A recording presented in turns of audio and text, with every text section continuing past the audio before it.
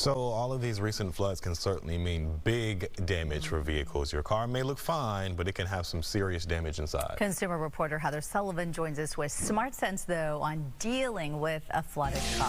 Heather?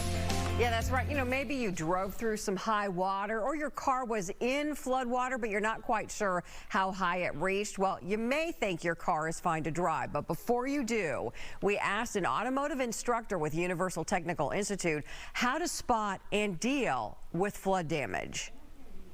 If your car has been flooded, do not do this. If water has reached the internal component and you attempt to crank, you could what is called hydrolock the engine and cause more damage to it. If you have a wrench, you can disconnect the battery. You take off the negative cable. It usually has a symbol, like a minus sign. You have a lot of, let's say, computers that are doing constant monitoring. So I don't know how far the damage has already occurred, so I'm trying to minimize it as much as I can. If you have a car that still has a transmission dipstick, like in this case, you remove it and you simply look. If it has water, you'll see it. It'll form like little droplets. The oil should be smooth, silky. So if I see like little droplets of water, do not start the vehicle. Do not attempt. Check the oil as well. If you see the same results, that's going to be an indication where it needs to be taken to a shop immediately.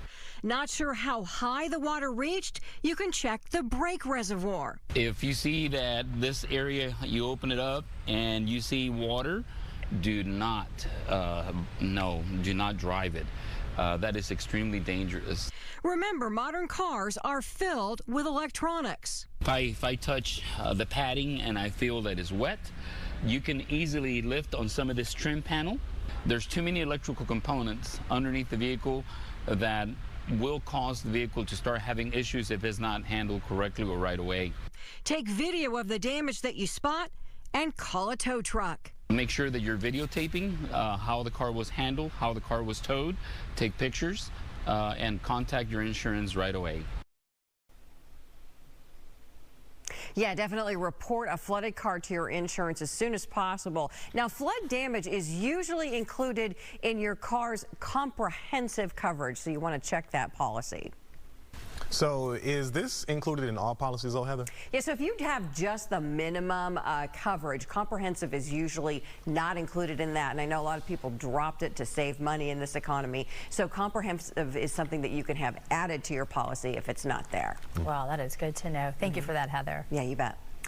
Coming up